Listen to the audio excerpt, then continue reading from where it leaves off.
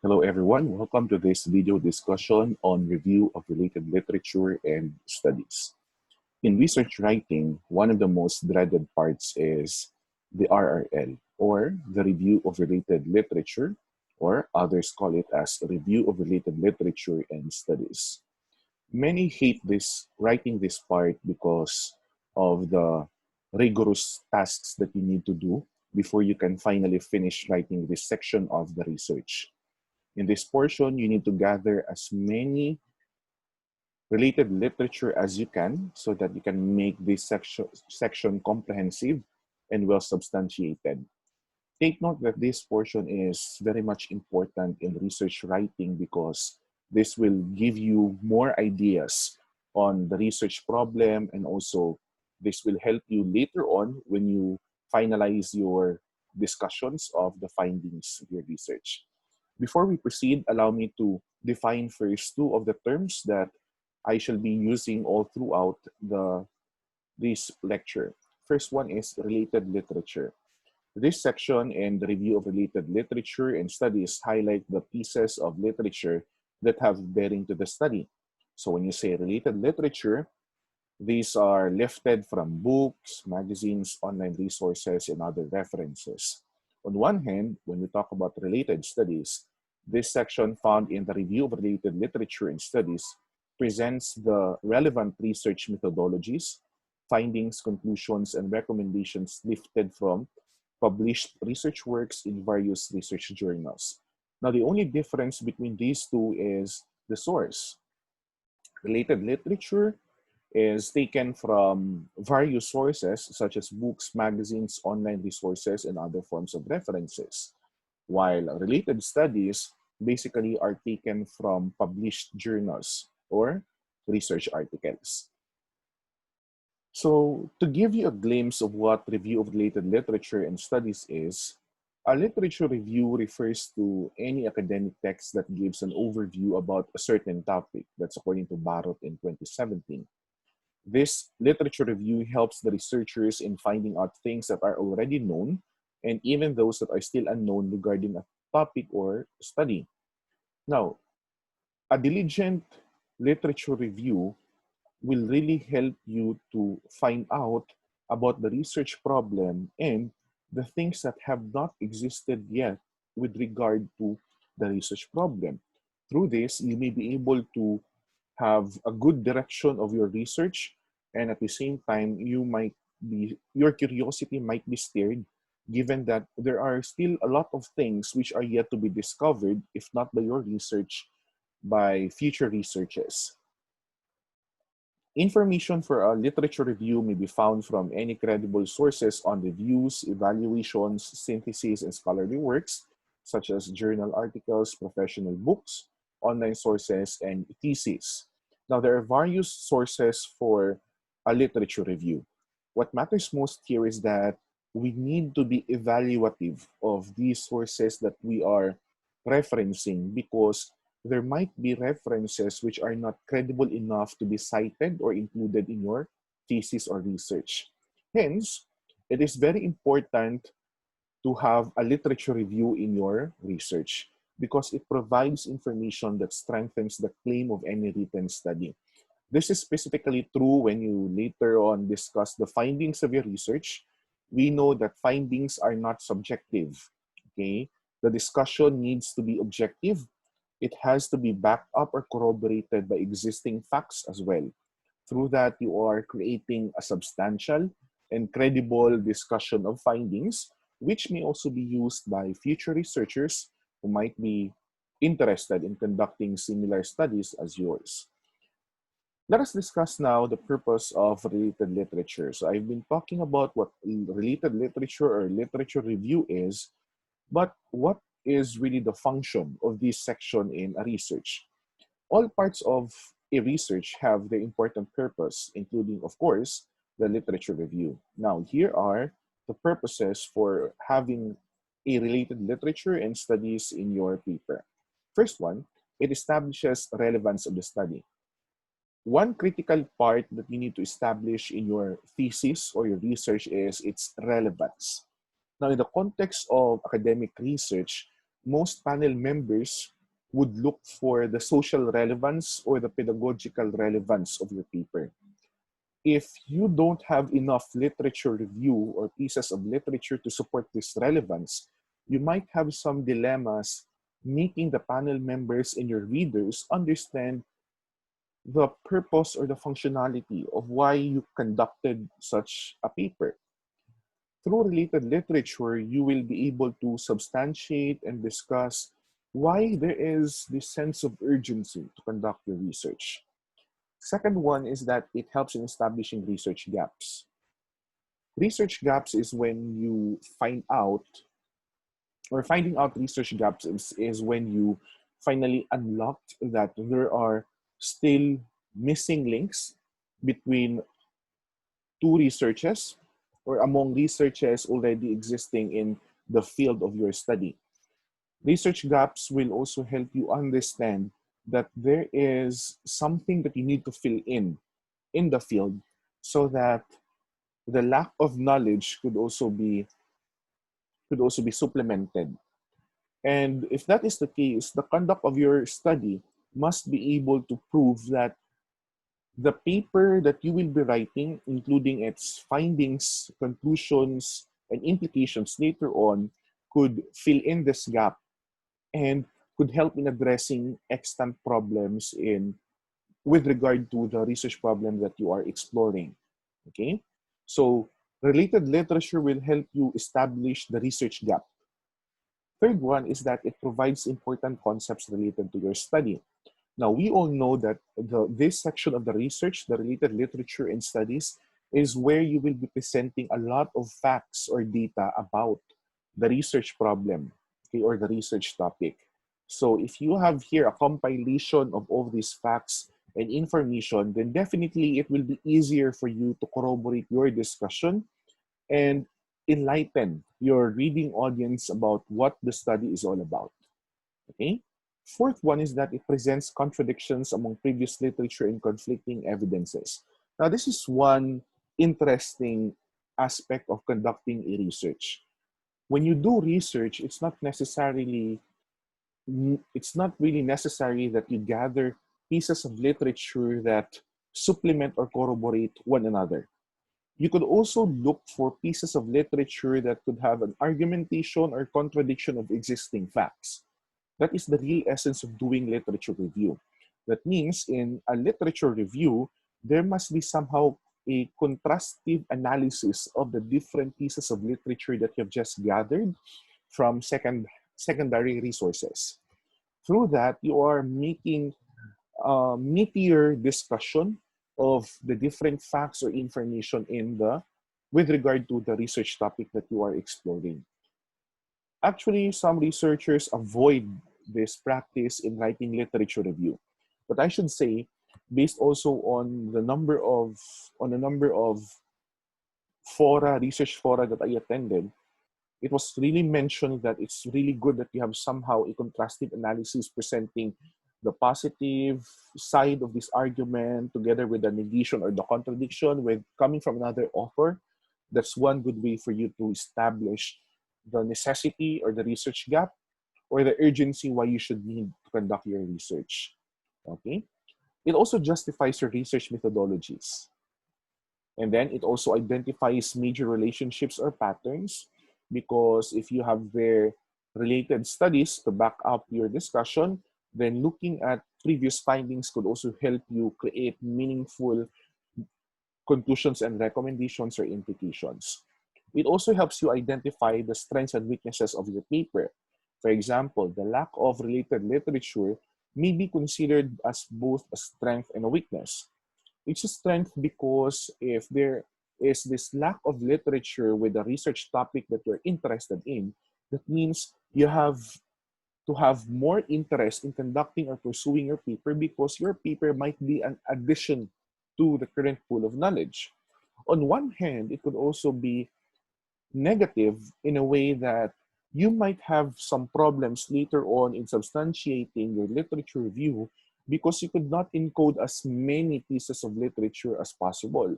So, if that is the case, you need to weigh the situation and make sure that it could be in advantage of you being the research writer and as well as to the research that you are writing. It also provides a solid background to a research paper's investigation. As what I have been mentioning, related literature will help you to back up all of the discussions that you as the researcher will be including in your paper.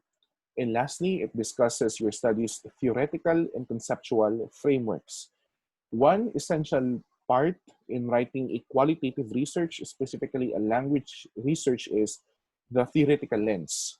Without the theoretical lens, definitely there will be no foundation in writing your paper because the theory will help you strengthen your claims or the findings that you will be getting after data analysis. Okay? So that means related literature will help you provide the best theoretical lens or the best theories that you could use to support your study. Okay? Let's now go to my discussion on the types of related literature and studies. The first one is conceptual literature. Conceptual literature is a non-research reference material which is written by an authority on a certain subject. And this material embodies experiences, viewpoints, and interpretations of the subject of the research study. So common sources for a conceptual literature are encyclopedia, books, journals, commentaries, and other publications. Next one is related studies. These are sources that consist research literature such as theses, dissertations, special problems, seminar papers, which are either published or unpublished. These sources have bearing on the research study currently undertaken. Now, one tip that you need to remember when choosing related studies is that you have to look for studies published in reputable journals. Avoid predatory journals because they don't give credibility to your paper, most especially when you cite articles coming from these predatory journals. It's also considered a gray literature when you cite unpublished theses or dissertations because they have not undergone any peer review process yet. So it is very vital that you wisely select whatever has to be included as part of your related studies. Next one is, let's talk about the sources of related literature and studies. First source is the primary source. Primary sources refer to sources from the accounts of the eyewitness. That means it has to be coming firsthand from an expert or from a respondent or a participant. These are actual observer or participants' reports about an event. So the following are examples of primary sources. First one is document. Documents are written words by actual participants in or witness of an event. It can be any of the following. Let's say legislative acts such as constitutions, laws, acts, articles, charters, decrees, speeches, or any other political documents that could have bearing to your study. Second one, we have books, newspapers, magazines, master's theses, and doctoral dissertations. Okay? Third, we have personal materials like autobiographies or biographies, reminiscence, notes, letters, diaries, wills, permits, and licenses. All of these could be used also as primary sources for your related literature. We also have handwritten materials, for example, papyri, bricks, bearing, cuneiform writing, manuscripts, most especially for research delving into a history of something. We also have orally transmitted materials such as folklores, legends, ballads, mystics, saga, epics, anecdotes, traditions, proverbs, and other forms of oral literature which you can use to back up your paper. This one is true for papers focusing on literature or other fields of humanities. We also have artistic production like carvings, paintings, coins, and wall pictures and other digital media. You can use them as your part of your literature review as well. This is specifically true for papers which are creative works in nature. We also have audio materials, okay, and other audio-visual materials such as radios, televisions, documentations, pictorials, and films. All of these can be used as citations in your literature review. Depending on the nature of your research problem or depending on the field of your study. Okay? Apart from the primary sources, we also have relics or remains. This is specifically true for papers which focus on historical facts. So these refer to those objects associated with a person or a certain group. So it could be fossils, records, skeletons, and others mentioned here. We also have oral testimony. This refers to any interviews with the following. For example, when you conduct an actual interview with your teacher, administrator, school personnel, or any other authority deemed credible to be cited in your paper. Okay. We also have secondary sources. These sources refer to any events that are not actually witnessed by any of the reporter, observer, or researcher, but may have talked with the actual observer or eyewitness. Because of distortion in passing on information, secondary sources are used only when primary data are not available. So this is specifically true when you have this scarcity of materials to be cited in your paper. Examples of secondary sources are encyclopedias and most history books, since they are often removed from the original first-hand account of events. Other examples are the following. For example, we have replications, which refers to a repeated study on the same subject or problem of a previous research. And the purpose of this is to simply verify and confirm the findings of the initial study. Okay. We also have thesis reviews. This is a review of studies that other researchers conducted, which may also include an evaluative analysis about the thesis report. Okay? You could also cite review-related studies.